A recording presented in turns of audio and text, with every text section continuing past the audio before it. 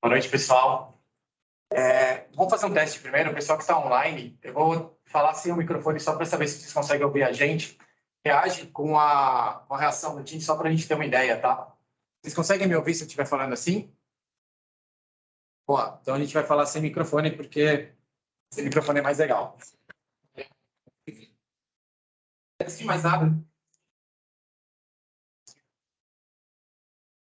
mais nada, eu queria primeiro me apresentar. Eu sou o Marcelo Vicentinho, eu sou Head de Engenharia de Dados aqui do DataLab.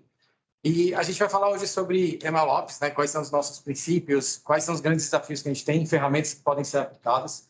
Mas antes de a gente começar a falar sobre isso, eu passar a bola aqui para os dois especialistas que a gente trouxe para fazer a apresentação. Queria primeiro falar um pouquinho sobre os nossos primeiros combinados.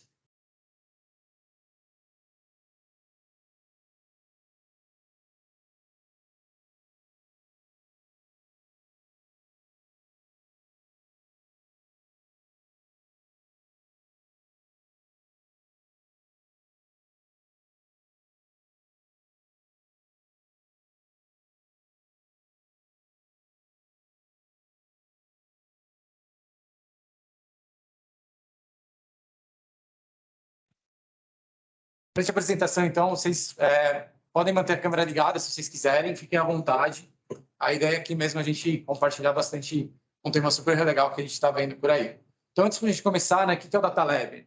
O DataLab é uma unidade de inovação e pesquisa que a gente tem aqui no grupo Serasa Experian, né? Então, primeiro, a Serasa faz parte de um grupo global, que é a Experian, e a gente tem 3 DataLabs no mundo, né? Aqui em São Paulo, San Diego e Londres. E aí a gente tem um grande foco ali de tentar resolver problemas complexos utilizando dados, algoritmos e técnicas avançadas, tanto de tecnologia como, por exemplo, machine learning e inteligência artificial. A gente faz muita troca entre esses 3 times, né? Então, colaboração constante entre esses 3 escritórios, mas também dentro da Serasa, né? Então, olhando aqui dentro, a gente faz muita colaboração com outros times de outras áreas de negócio, pensando em quais são os próximos produtos, quais são as novas tecnologias que a gente deveria começar a trazer aqui para dentro, pensando na empresa e no mercado, no negócio no futuro, né? Então, como a gente deveria estar aqui 5, 10 anos para frente. Falando de MLOps, né? Então, os meninos vão falar melhor, mas a ideia é que a gente falar um pouco do que é, de onde vive, como se alimentam, né? Mas é mais a gente contar um pouco mais do que... Aqui é muito mais além do que simplesmente falar, vamos colocar um modelo em produção, né? Então, tem toda uma parte de técnicas, boas práticas, coisas que a gente tem que fazer ali para realmente fazer um negócio ficar funcionando bem estruturado e escalável, né? Então, hoje a gente trouxe 2 pessoas para falar isso, são 2 especialistas, o Rafa e o Jean. Queria que eles se apresentassem aqui para a gente, depois de começar a contar um pouco do material. Bom, boa noite, pessoal. Eu sou o Jean, eu sou engenheiro aqui no DataLab. Eu sou graduado em Ciência da Computação, mestrando em Estatística pela Universidade Federal do Paraná. Eu estou muito feliz por estar aqui. Oi, gente. Bom, gente, eu sou o Rafa, sou diretor de Machine Learning Engineering e Data Platforms aqui na Experian, então sou ex-DataLabber, então entrei na companhia já fazem 4 anos, mas acabei fazendo no último 1 ano e meio transição para o time de TI corporativo. É um exemplo do que o Marcelo falou, né? Assim, a gente cria a tecnologia dentro do lab e injeta de novo dentro da companhia. Hoje, basicamente, eu cuido da plataforma que opera praticamente todos os scores da companhia que estão em produção para o Brasil inteiro. Sou formado em Ciência da Computação, nerdzaço, né? Assim, desde sempre, né? Tenho MBA em Finanças. E aí, contar um pouquinho do que a gente está fazendo aqui também dentro da empresa para vocês, galera. Sempre um prazer estar aqui. Obrigadão pelo convite, gente. Isso aí. Podemos começar, então? Então, pessoal, o nosso assunto de hoje é MLOps, né, / engenharia de machine learning. Então, é um conteúdo introdutório à área. Nós vamos do básico à implantação, ou seja, não há pré-requisitos ou pressupostos nessa conversa, são todos mais do que bem-vindos na conversa, certo? Então, nós vamos começar com a introdução, onde nós apresentaremos machine learning do ponto de vista bem de engenharia, e depois nós vamos falar sobre o ciclo de vida até a implantação de modelos. Depois nós vamos conceitualizar a área de MLOps, ou engenharia de machine learning. Vamos aos princípios. Depois de apresentar os princípios, nós vamos falar sobre as ferramentas mais utilizadas aí no mercado para cumprir esses princípios, né? Então, sem mais delongas, vamos à introdução. Né? Então, pessoal, o que é Machine Learning, para quem não conhece, né? De acordo com o Jung, Alexander Jung, no livro Machine Learning: The Basics, então já fica a lição de casa, para quem não conhece o livro, um ótimo livro. Ele vai decompor Machine Learning em 3 componentes, tá? Dados, modelo e uma função perda. Então, assumindo um determinado objetivo de negócios, como, por exemplo, reconhecer fraude, fazer predição de total de vendas, fazer predição de preço, recomendação, nós vamos resgatar os dados históricos, os registros históricos. Nós começamos com os dados. Tendo uma base de dados, tendo uma origem de dados, nós vamos para o modelo. O modelo é um artefato que consegue realizar regressões ou detectar padrões, tá? Que normalmente combina conceitos de estatística, matemática, teoria da informação e etc. Né? Então, o modelo normalmente é o assunto mais interessante dentro dessa parte. Uma função perda é o momento que nós traduzimos o problema de negócios num problema de machine learning. Tá? Então, assumindo esse objetivo de negócios, nós vamos traduzir numa função perda esse objetivo, né? Eu não sei se tem estatísticos na audiência, mas se sim, então pode ser uma função perda ou um estimador, para incluir todo mundo. Elaborando um pouquinho, na parte de dados, nós temos geralmente uma variável resposta y e um grupo de variáveis explicativas que nós chamamos de x, né? Através dessas variáveis explicativas, nós buscamos atingir, nos aproximar dessa variável resposta. Os dados podem ser estruturados ou não estruturados, ou seja, tabulares, não tabulares, né? E esse dado pode estar num data warehouse, num data lake, num data mesh, etc. O modelo, existem muitas divisões, classificações, pode ser um problema de classificação, de regressão, de clustering, etc. Normalmente, o desenvolvedor, a desenvolvedora usa um código Python R, usando uma biblioteca ou um pacote, né? Essa é uma grande discussão, nem quero entrar nessa parte. E o modelo possui parâmetros, que são atributos internos do modelo, e hiperparâmetros. Os hiperparâmetros condicionam o treinamento desse modelo. E a função PEDA é a tradução, de fato, do problema de negócios numa função matemática, né? E é um caminho para, de fato, nós mensurarmos a qualidade de ajuste desse modelo.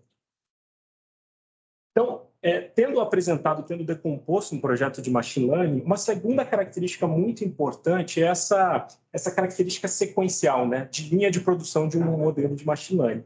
Então, nós sempre começamos, normalmente, com uma extração de dados, aí aplicamos uma limpeza de dados, vamos para a construção de features, tentamos o modelo, ou seja, vamos validar alguns modelos, fazemos a otimização e, no final, avaliamos esse modelo. Normalmente, no final dessa primeira iteração, dá muita coisa errada. Você percebe que vai ter vários erros nesse processo. O que você vai fazer? Então, você vai iterar. Então, você vai voltar desde o começo, tomando os aprendizados e refinando esse processo. No final disso, normalmente, você faz o quê? Volta e volta. Ou seja, o desenvolvimento é cíclico, né? E paulatino. Ou seja, num certo momento, esse modelo vai estar bom o suficiente para ir para um próximo estágio, né? Então, é um desenvolvimento multidisciplinar, ou seja, envolve conhecimento de engenharia de dados, engenharia de machine learning, data science, demanda diligência, disciplina e pragmatismo, porque tende ao caos, isso aqui rapidamente tende ao caos. E, à medida que esse processo vai ficando mais maduro, boas práticas de engenharia de software são bem-vindas para ajudar nesse fluxo de desenvolvimento. Principalmente para ter uma solução de escala, né? Perfeito. Isso é aquela coisa, fica aquela coisa maravilhosa, né? Cara, na minha máquina funcionou lindo. Aí você fala, legal, vamos pegar um modelo para 240 milhões de pessoas, que é a população do Brasil inteiro, né? E vai demorar 2 semanas. Cara, não dá. Então, assim, é super importante esses pontos de boas práticas de engenharia, boas práticas de escalabilidade, até de computação distribuída, para que no final você tenha um modelo que você consiga, de fato, servir em produção para o seu cliente, né? Exatamente. Perfeito. Então, aqui, pessoal, demonstrando um pipeline de machine learning, para quem nunca viu, a sequência temporal de tarefas que são executadas. Então, a segunda tarefa depende da primeira, a terceira depende da segunda e assim sucessivamente. Isso aqui, em desenvolvimento, também precisa ir para a produção. E esse é um dos grandes desafios. Bom, então, um projeto de machine learning possui dois fluxos, tá? O primeiro é o de treinamento, onde nós recebemos uma base de dados e vamos ajustar os parâmetros desse modelo, né, visando aquela função perda que eu mencionei. Tendo esse modelo treinado, nós vamos para a segunda etapa, que é a de predição, que é quando eu vou usar esse modelo para aferir um cenário não observado. Essa etapa normalmente é utilizada durante a avaliação ou também de backtests e requisições online, ou seja, o momento que o cliente, de fato, vai demandar uma predição daquele modelo. Então, temos aqui o nosso ambiente de desenvolvimento de machine learning, e em um certo momento isso vai para a produção. Indo para a produção, novos componentes surgem. O primeiro componente é a estrutura que vai servir esse modelo, ou seja, vai permitir o acesso do cliente a esse modelo. Então, esse é um primeiro componente muito importante que surge no ambiente produtivo. Normalmente, essa parte, né, que serve o modelo precisa acessar uma base de dados de baixa latência, então, por isso, nós temos um componente chamado Feature Store, tá? Que é justamente esse componente de baixa latência de dados. Nós precisamos também ter treinos, né, pré-definidos, então nós precisamos de componentes que vão schedular esses treinamentos e acessar bases de treinamento também. E aqui nós temos dois caminhos, né? Uma cadência pré-especificada, treinamentos diários, semanais, mensais, ou treinamentos em caso de defasagem de modelos. Caso uma defasagem seja detectada, você executa um treinamento visando a nova capacidade de generalização desse modelo. Um super importante, né, Gê, quando a gente fala de reprodutibilidade, né? Porque, cara, é super importante. O mesmo comportamento que você com o DS foi lá, cara, modelou na sua máquina, cara, o treinamento foi perfeito, os treinamentos preparamos. Você quer que tudo que você faça seja reprodutível e que você consiga automatizar com facilidade, né? Porque aí você consegue entrar nos tópicos bem interessantes, tipo, cara, eu quero fazer retreinamento automatizado, como o Gia comentou, quero fazer online learning, quero fazer shadow deployment de modelo. Então, isso acaba abrindo um monte de portas para você, quando você pensa no seu produto, você começa a abrir umas oportunidades muito interessantes. Exato. Bom, agora nós vamos, então, tendo esse preâmbulo sobre Machine Learning, agora nós vamos definir a área de Machine Learning Operations, certo? Vamos lá, pessoal. Então, uma distinção importante. Dois perfis que trabalham com Machine Learning. O cientista de dados e o engenheiro de Machine Learning. Qual a grande diferença? Então, o cientista de dados vai traduzir aquele problema de negócio em um problema de Machine Learning. Vai desenvolver um modelo. Seja o grande artista aqui, que faz a arte, né? E o engenheiro de Machine Learning se ocupa em aprovisionar os serviços necessários para o desenvolvimento e cuida desse ambiente de produção. Como nós mencionamos, vários recursos adicionais são colocados no ambiente de produção para facilitar a implantação, para o monitoramento, para a capacidade de rollback e retorno de determinadas versões, capacidade de teste AB. Então, o engenheiro de Machine Learning se ocupa mais dessa parte produtiva e também de desenvolvimento, alocação de serviços. Se eu tivesse que falar assim, né, eu acho que o grande divisor de água que você tem, né, como já colocou muito bem, o cientista de dados está preocupado com, cara, o modelo está performando bem, ele está fazendo o que eu esperava.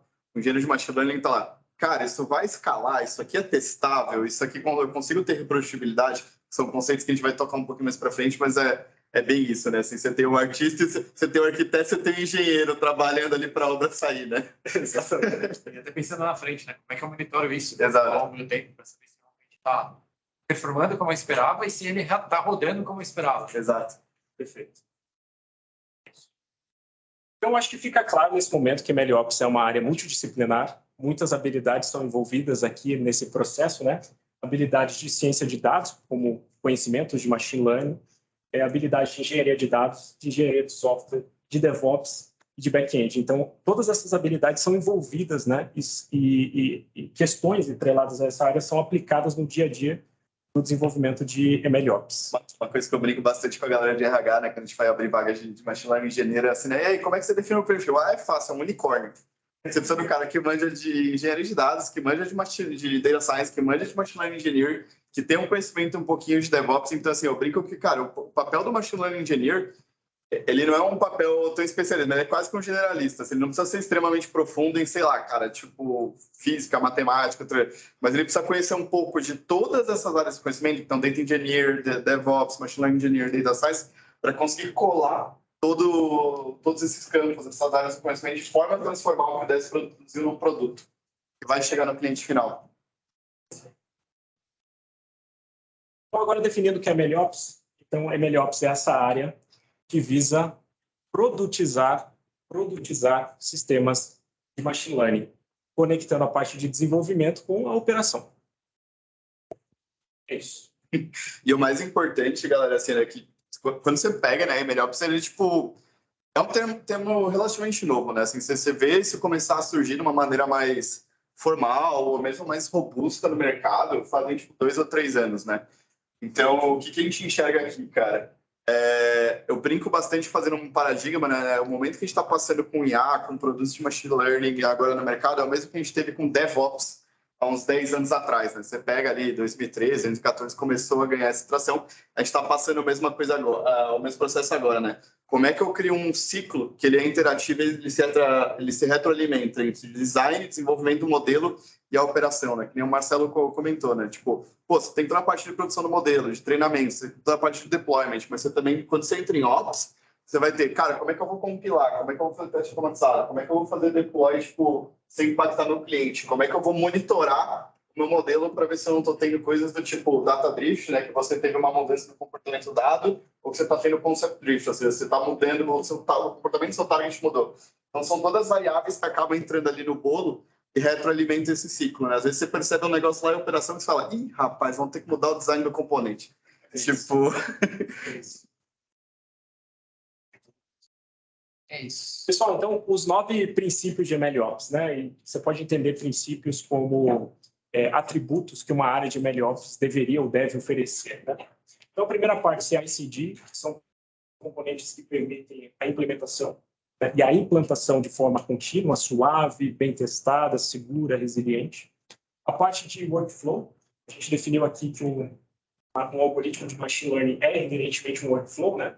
Então, nós precisamos de ferramentas que orquestrem esses workflows. Reprodutibilidade, como o Rafa falou, fundamental, né? Um determinado modelo que usa um determinado dataset, que usa determinados hiperparâmetros, nós precisamos ser capazes de reproduzir isso em outros locais. Versionamento, nós precisamos versionar esse código, caso um rollback seja necessário, né? Nós precisamos versionar. Colaboração, ambiente colaborativo fundamental. Capacidade de sempre treinar novos modelos e sempre avaliar esses modelos. O registro dos metadados e dos logs desses treinamentos e do modelo. O monitoramento contínuo, e aqui o monitoramento é saúde dessas APIs, essas APIs estão no ar, né? E também a parte de avaliação do modelo, degradação do modelo, que é um assunto extra aqui. Vou fazer um meetup só sobre isso. E feedback loops, né? Ou seja, o processo contínuo sempre. E agora nós vamos falar sobre as ferramentas. Então, apresentamos os princípios, vamos mostrar as ferramentas que melhor indexam esses princípios. Então, há uma gama grande de ferramentas, tá? Então, começando com o CI/CD aqui embaixo. Então, temos o Jenkins, o GitHub Actions e o Harness. Então, são ótimas ferramentas para fazer CI/CD. Se você precisa de CI/CD, então fica a sugestão. A parte de orquestração de workflows. O Apache Airflow, que nós amamos, o MLflow e o Kubeflow. Na parte de versionamento e colaboração, Bitbucket e GitHub, padrão. A parte de reprodutibilidade e treinamento contínuo, avaliação, são muitas ferramentas possíveis, né? Então, pode fazer uma implementação usando Python, Docker, R, Docker, Kubeflow, tem o BentoML, tem o Fist, Kubernetes, o SageMaker Feature Store, né? Então, são ferramentas que você pode usar para conseguir, de fato, esse desenvolvimento. A parte de logging e tracking de machine learning, o Amazon SageMaker e o MLflow. E a parte de monitoramento, o MLflow, o Prometheus, o Grafana e o TensorBoard, né? Então, é fácil de observar que existem algumas ferramentas que cumprem várias tarefas. Então, o MLflow ele aparece em várias caixinhas aqui, né? E essa é uma característica. Então, as ferramentas estão sempre evoluindo, crescendo. Acho que tipo, esse é um negócio que fica de grande mensagem, né, para todo mundo que está querendo entrar assim, no mercado, cara, quero virar um machine learning engineer, quero trabalhar com MLOps, né? Como eu falei, é um mercado muito novo e assim, as coisas estão em constante evolução, né? Eu trago um exemplo nosso aqui interno, cara, a gente começou a usar o Kubeflow na versão 0.4, a gente acabado de ser solto assim, open source no Google, assim, a documentação é quase inexistente e a gente falou, vamos entrar no GitHub e vamos ver o código, vamos ver como essa bagaça funciona. Airflow, mesma coisa, a gente começou a usar quando estava, tipo, cara, no incubator da Apache ainda, tinha acabado de ser aberto source e não era nem um full-fledged project ainda, né? Então, assim, é uma área que está evoluindo muito, então, assim, é uma área que, assim, ela não está estável, né? Você pega o hype curve, assim, só tá na ascendência ali da curva, mas acho que o mais importante que fica de mensagem desse lado, você bate o olho e você fala, meu Deus do céu, vou ter que aprender tudo isso aqui. Calma. Entende bem o conceito e qual é a responsabilidade de cada uma dessas ferramentas tem.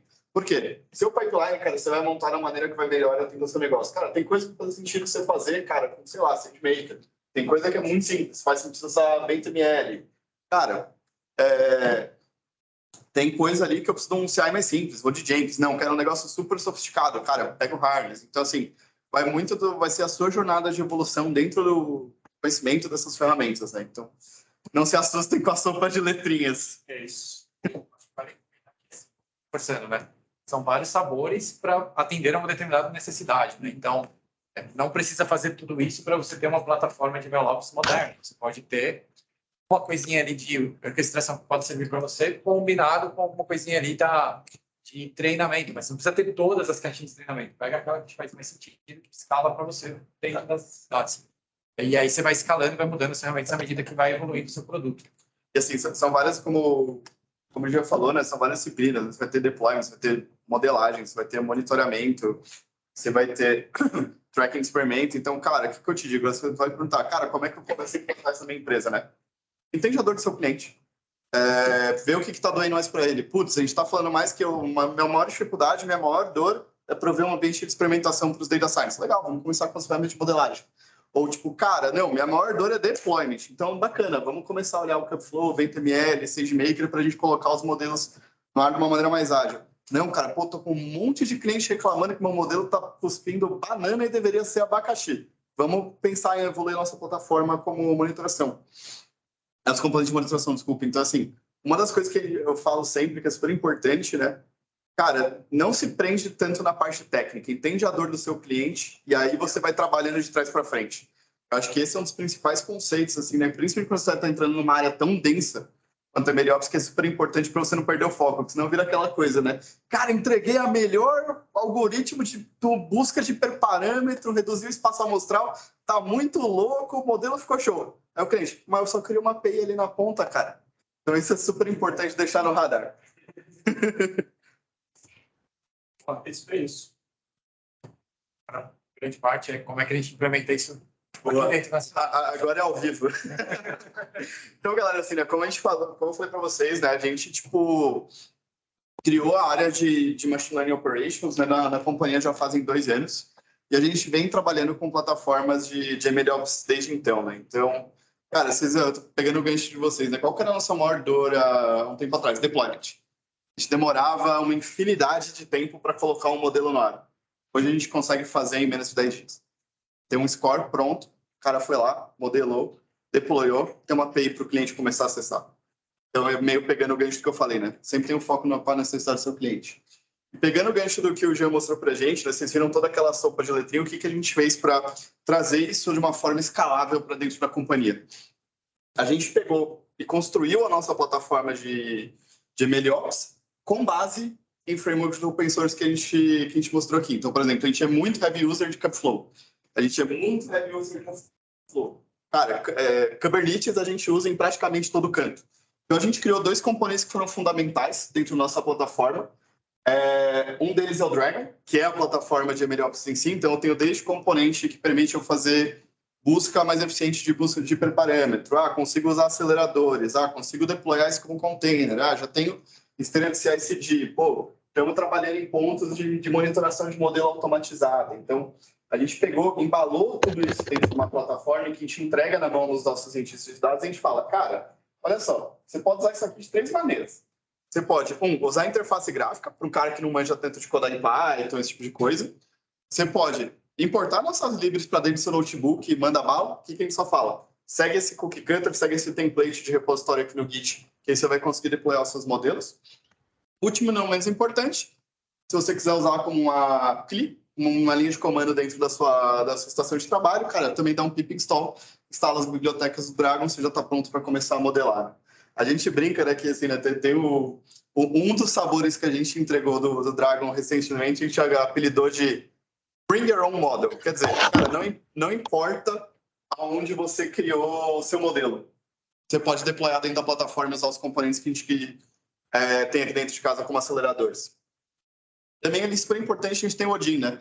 O Gia comentou ali do nosso Feature Store, né? Então, eu tenho uma analogia que é assim, cara, enquanto o Dragon é o motor do carro, tipo, ele tá lá processando, usando para treinar os modelos, né? O carro não anda se não tiver gasolina. O que são gasolina no nosso mundo? Dados. Então, a gente criou a nossa Feature Store, a gente tem mais de 25 mil features que nossos DEXs podem usar dentro da companhia, catalogadas, com esquema de controle de qualidade, com habilidade de servir ela tanto em baixa latência quanto tipo, em batch. Então, a gente criou, em cima de alguns frameworks open source, como o Fist e algumas outras coisas, nosso próprio Feature Store para a gente conseguir ter escala na experimentação e no deployment dos nossos modelos. Então, esses são os dois principais componentes que a gente tem aqui. E, não menos importante, tem um dos componentes que é dentro do Dragon aqui, que é o Ermort, que é a parte de deployment. Então, eu consigo, com, tipo, cara, uma linha de comando, eu aponto para onde estão os artefatos do meu modelo, consigo fazer um deploy via batch, deploy via API. Estamos trabalhando para quem sabe ser streaming agora no futuro próximo. Então, é o que a gente pegou de todo esse conhecimento que a gente acumulou, que o João mostrou para vocês, dentro da companhia, e produtizou isso para que a gente consiga fazer uma entrega em escala dentro da empresa. Legal. Esse era o conteúdo que a gente tinha que apresentar. Agora vem um momento mais legal de todos, que é a parte de perguntas e respostas. Então, lembrando, né, pessoal que está online, se alguém quiser quiser fazer alguma pergunta, é só levantar a mão. A gente passa a bola para vocês perguntarem. O pessoal que está presencial também, não se sintam acanhados, podem fazer pergunta. Aproveitem essa galera aqui está bastante conhecimento para passar. No final, eu tenho perguntas. Qual que é a diferença entre MLOps e engenharia de machine learning? Tem alguma diferença? Tem. O que acontece? MLOps, eu brinco que é muito mais a cultura que você tem que ter e a engenharia de machine learning é a disciplina. Eu penso assim, cara, MLOps é aquele ciclo que a gente mostrou, né? Cara, você não vai ficar só restrito à parte de modelagem.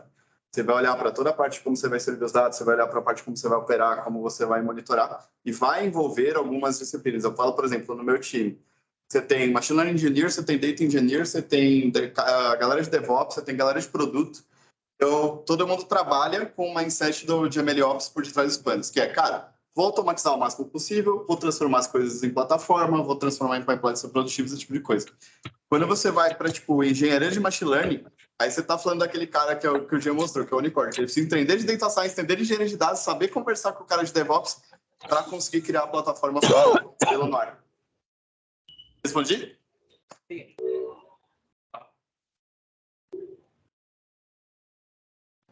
Oi, posso falar? Vocês indicam começar? Vai que eu me perdi. E quem está em casa, aqui agora, então... A Ana, e depois a gente passa a bola para quem está online. Tem muitos cursos de graça, muito bons, tá? Então, assim, eu normalmente recomendo...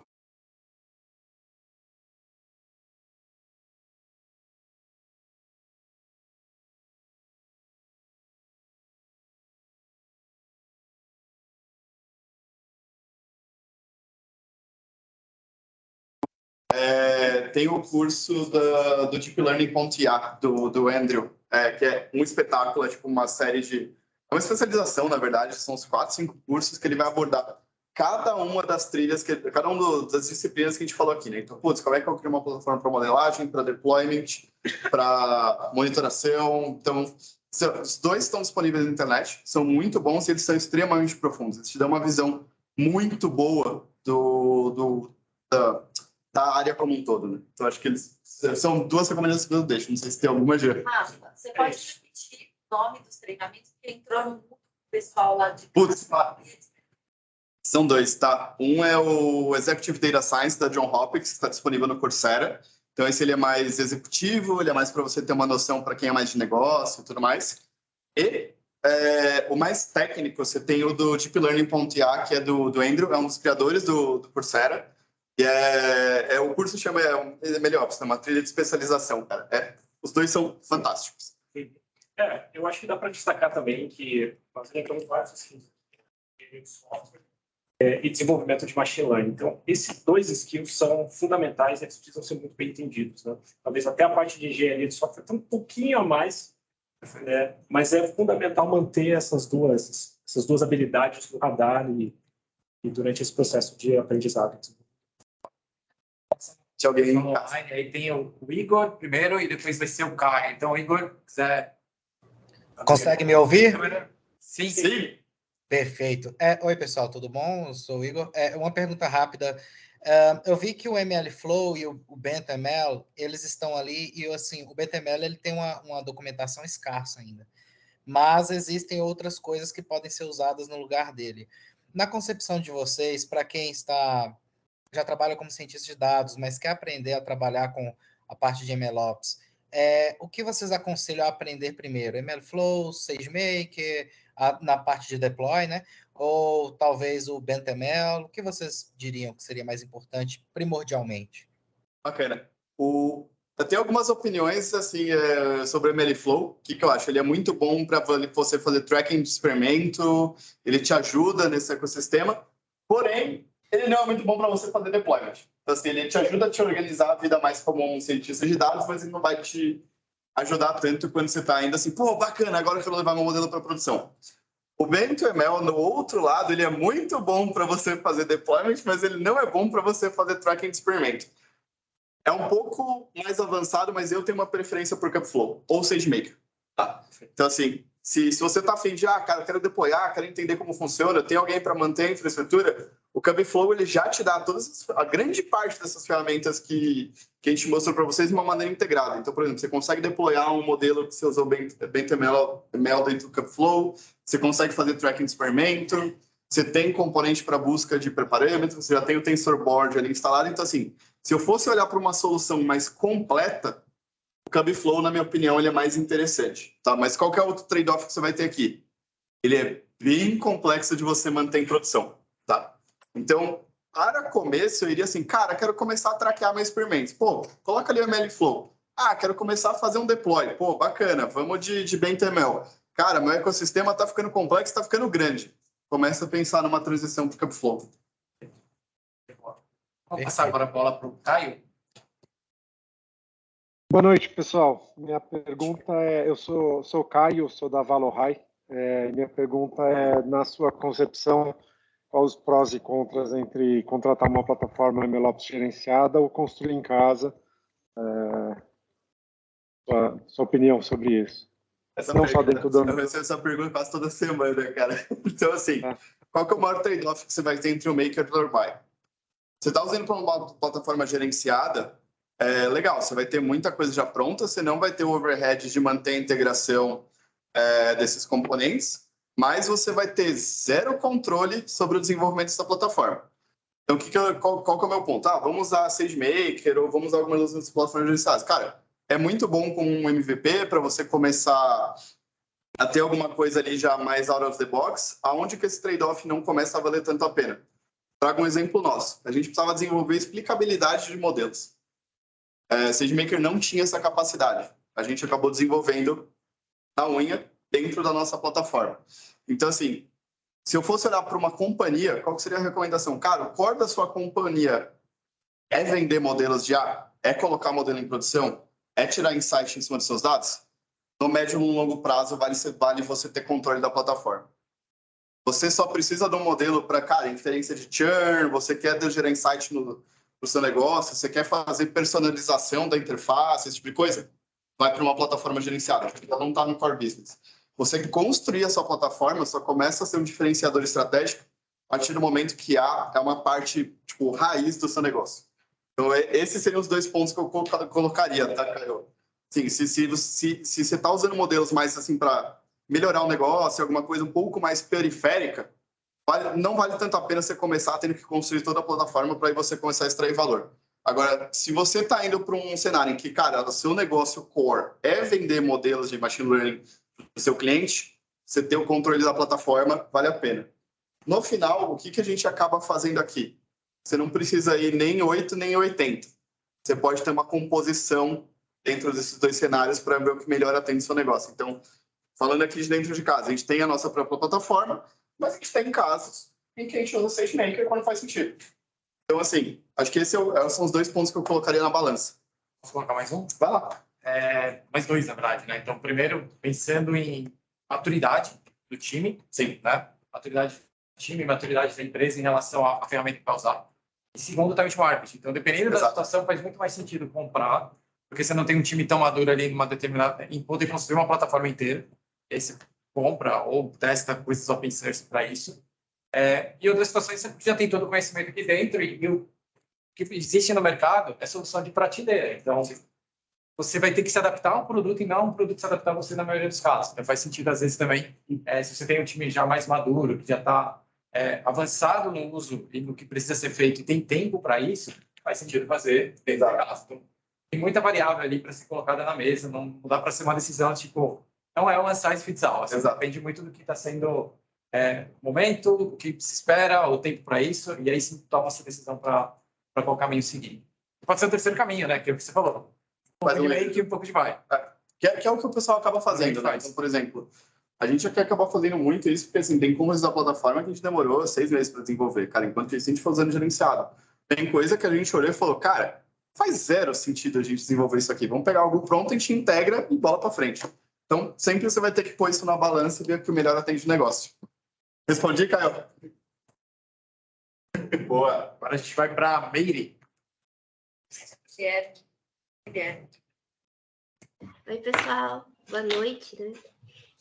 Eu sou a Meire. Eu tenho uma pergunta de curiosa aqui. Os dados que vocês usam são de que tipo? Vocês usam dados de banco de dados? Vocês usam dados de linguagem natural, imagem? Que tipo de dados vocês trabalham mais? E quais vocês têm, assim, mais desafios, assim, para encontrar soluções? Essa é boa. Quer pegar um pedaço? Pode começar.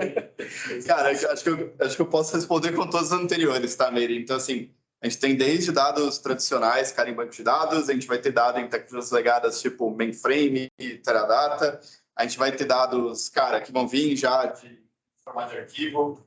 A gente tem dados que a gente trabalha não estruturados, por exemplo, análise de imagem de satélite, é um dos projetos que a gente tem que acaba usando dados. Então, assim, como o nosso negócio, ele é literalmente viver dos dados, então você vai ter todos os sabores de dados estruturados e não estruturados. Obviamente, o predominante são dados estruturados, você vai ter, tipo, banco de dados, arquivos, esse tipo de coisa, principalmente, mas a gente também tem começado a trabalhar muito com o que a gente chama de dados alternativos ou dados contribuídos, né? Que vão ser essas formas de dados não tão convencionais, tá? O que acontece? Normalmente a gente recebe todo esse pool de informações, a gente tem mais de 260 jobs de ETL que vão trabalhar essas informações de forma a transformar em features e depositar no nosso Feature Store. A partir daí que a gente começa a usar isso para modelagem e começar a, de fato, transformar isso dentro de um produto. E acho que falando da parte de desafio, né?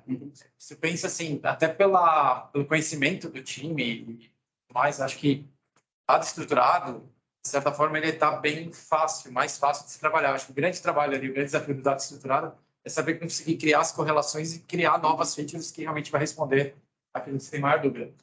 Agora, quando a gente fala de dado não estruturado, é algo muito novo. Então, para quem era do BI 10 anos atrás, ninguém falava em dado não estruturado. Tipo, ninguém falava em conseguir, fazer uma imagem de satélite e fazer uma análise em cima disso para tomar alguma decisão, né? E hoje em dia já tem algumas coisas para isso. Então, o grande desafio ali é realmente conhecimento e realmente a parte de processamento, porque é uma coisa você processar dados, outra coisa você processar uma imagem, que é muito maior, é muito mais pesada, né? Então, você precisa de muito mais capacidade de processamento aí. Essa da imagem foi fogo. Eu quero os caras chegarem e falarem, não, a gente vai processar uma imagem de satélite de alguns quilômetros quadrados com 8 bandas de canal, né? Que vai de infravermelho a ultravioleta. E a primeira reação foi, rapaz, isso aqui vai dar um trabalho. Tipo, cada imagem tinha tipo 1 giga e alguma coisa, assim, era um pedacinho, assim, de um terreno, né? Então, assim, cara, fez com que a gente tivesse que repensar a forma como a gente faz processamento, usar, como o Marcelão falou, né? Usar, tipo, GPU, usar alguns aceleradores para que você conseguisse processar isso num tempo que atendesse o negócio. Agora, Guilherme.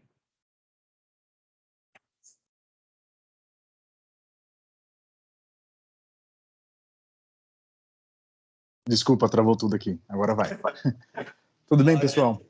Eu sou Serasa, eu sou da área de consultoria, e eu queria tirar uma dúvida sobre qualidade de dados. Dentro do processo de MLOps de vocês, eu vi que tem algumas caixinhas ali, e pensando em qualidade, em que momento que vocês estão aplicando isso, e que ferramentas vocês indicam ou utilizaram dentro do processo, vocês indicariam, ou estão estudando, ou pensariam relacionado à qualidade de dados, sei lá, vou pensar em completude, pensar em acurácia, pensar em algumas dimensões de qualidade de dados. Como que vocês trabalharam com isso? Cara, a melhor analogia que eu dou aqui é que assim, a gente trata a qualidade de dados como se fosse uma corrida de passagem de bastão. O que eu quero dizer com isso? Cada vez que eu vou pegar um dado em alguma etapa do processo, tem que ter um quality check. Obviamente, a gente olha para um universo bem grande. Assim, a checagem pode ser de data quality, pode ser tão simples como a checagem estrutural do dado. Tipo, cara, quero validar que eu recebi o dado no esquema, né, no formato que eu esperava, que os campos estão preenchidos e que eu não tenho nenhuma abobrinha no meio do caminho. Uma checagem mais simples. A gente faz até checagens mais robustas em estatísticas, do tipo, por exemplo, tem uma técnica que chama divergência KL. Você está basicamente medindo a distribuição de dois datasets diferentes. É uma das coisas que a gente usa, por exemplo, para identificar outlier. Vamos supor que você tem uma carga de um dado com uma cara X, num dia, no outro dia você tem uma cara Y. E aí? Isso é um problema ou não? Tá? Então, assim, a gente acaba implementando uma série de checagens que vão desde as estruturais até coisas tão avançadas como tipo, usar diferentes KL, usar detecção de outliers, esse tipo de coisa. E relativa à ferramenta tudo mais, o que a gente tem? A gente acabou desenvolvendo nossos próprios componentes para checagem de qualidade de dados. A gente criou bibliotecas que a gente consegue reaproveitar dentro da companhia, né? Não foi só um trabalho do meu time, mas foi o trabalho também da galera de DJ, todo mundo que a gente fez em conjunto. E essa biblioteca está aberta, né, dentro da empresa. Então, assim, qualquer um pode ir lá, implementar o seu teste de qualidade e colocar ele dentro de um pipeline. O que a gente fala para todo mundo é, cara, se você pegou um dado e você não fez uma aferição de qualidade que aquilo está certo, você está errado. Então, coloca a checagem tipo, em toda a etapa do processo. Então, comecei a criar uma feature, bacana, processei a feature, faz um check de qualidade. Comecei a calcular um score, bacana, faz um check de qualidade para ver se você está tipo, com o gabarito certo em relação aos bens, né? Cara, vou entregar para o cliente. Mais importante ainda, põe mais um check de qualidade nessa etapa. E como é que a gente coloca isso? A cada uma das passagens no pipeline, a gente coloca um checkzinho ali para garantir que a gente não tem um problema. Se nossos componentes, que a gente chama de quality gate, data quality, né, detecta algum problema, a gente para o pipeline na hora. Por quê? O mais importante para a gente é que a gente entregue o dado correto para o cliente. Se eu tiver qualquer cheiro que eu tenho dado errado, que tem alguma imprecisão, que tem algum erro, para o pipeline, deixa o nosso time analisar o que está acontecendo e depois a gente libera. Respondi, Gui? Respondi. Respondo qualquer coisa, eu chamo interno aí, a gente resolve. Acho que a gente falou muito da parte de modelo, né? Então, a partir do momento que você tem dado já em algum lugar, vai colocar de história e o modelo vai rodar. Mas se a gente dá um passo atrás, né? Também tem a questão do data lake, né? Data mesh, que a gente falou lá no começo. Não existe um data lake se não tiver governança de dados e qualidade de dados. Inclusive, um grande amigo meu, Renan Guilherme, diria isso hoje. E aí, eu acho que aqui você também tem outros gates, né? Então, não só na parte do desenvolvimento do modelo, mas no dado primário, no dado bruto, no dado que você vai evoluindo ali dentro do data lake, você também pode colocar e deve colocar toda essa parte de qualidade para não tornar o ambiente um pântano. E uma coisa que a gente está testando, claro, obviamente que é legal falar também que existem outras ferramentas, não só aquela que você faz dentro de casa, mas até apontei para o Hermes aqui, porque a gente quer testar uma ferramenta chamada Great Expectations. Realmente ele faz isso, você coloca quais são as expectativas que você tem em relação a um determinado dado, e ele vai ficar testando ali se o dado está realmente batendo ou não, alertando se tem algum problema. Então, não precisa também, nesse caso, fazer dentro de casa e criar. Tem coisas dentro do mercado ali, open source, principalmente, que te ajuda a sair do zero rapidamente. Queria deixar para mais uma pergunta só para a gente fechar aqui, que é o Maurício. Maurício. Opa, boa noite. Então, meu nome é Maurício, sou cientista de dados na Ipiranga. E minha pergunta é, vamos lá, se tratando de empresas onde modelos de machine learning não é o core do negócio, mas sim algo que a gente utiliza na tomada de decisão, né, como auxiliar, como você quantificar para o negócio um ganho financeiro com uma cultura de MLOps bem estabelecida? Isso vai ser bom, hein? Cara, acho que o principal ponto que você vai ter que pensar, Maurício, é entender o negócio, identificar em como você adotar uma cultura de MLOps vai trazer, por exemplo, uma alavancagem de receita. Eu acho que, assim, o que eu diria para você? Conversa com a galera de negócio, comece a identificar quais são os principais indicadores. Cara, às vezes você pode falar, se eu colocar MLOps aqui, eu vou melhorar a nossa receita em 2 vezes. Aí o cara de negócio vira para você e fala, pô, bacana, mas para mim o mais importante é entregar mais rápido. Então você tem que melhorar o seu lead time. Não vai ter uma bala de prata, tá? Assim, eu consigo pegar o indicador X, Y, Z, W e vou ganhar todas as discussões. Não.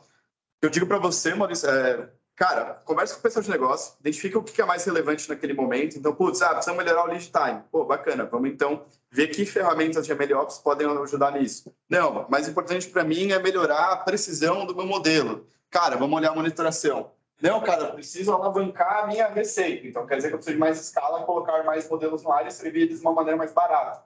Vai estar olhando para o plano de infraestrutura. Eu diria, identifica quais são os principais drivers do pessoal de negócio e usa isso para alavancar. Com isso, você começa a fomentar a agenda de MLOps dentro da companhia. Eu te falo que aqui, quando a gente começou a agenda aqui dentro da companhia 2 anos atrás, nosso principal driver era lead time, depois precisão do modelo, terceiro custo. Então, são todos esses pontos que assim, você vai vencendo uma barreira de cada vez e você vai evangelizando as pessoas sobre a importância de trazer essa cultura, de trazer essa forma de trabalho para dentro da empresa. Com isso, cara, um passinho de cada vez, você vai ganhando diversos aliados ali dentro da área de negócio que cada vez mais vão estar te apoiando para você deployar uma plataforma muito da hora. Seja ela feita em casa ou não.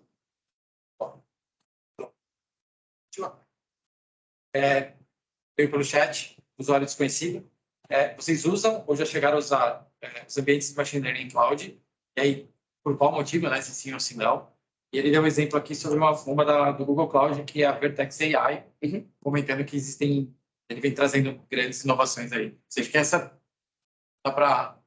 Eu posso falar sim e sim. Tipo, a gente tem um ambiente que ele é híbrido, a gente tem tanto o nosso ambiente que ele é on-premise, mas também a gente usa os principais cloud providers, então Google, Azure, Amazon, cara, a gente acaba usando basicamente todos.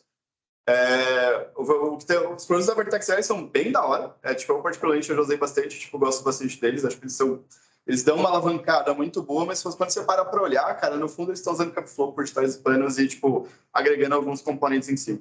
Então, assim, tanto SageMaker, cara, quanto você tem na GCP, quanto que você tem na própria Azure, são todos produtos muito bons e, assim, a gente adota com bastante frequência.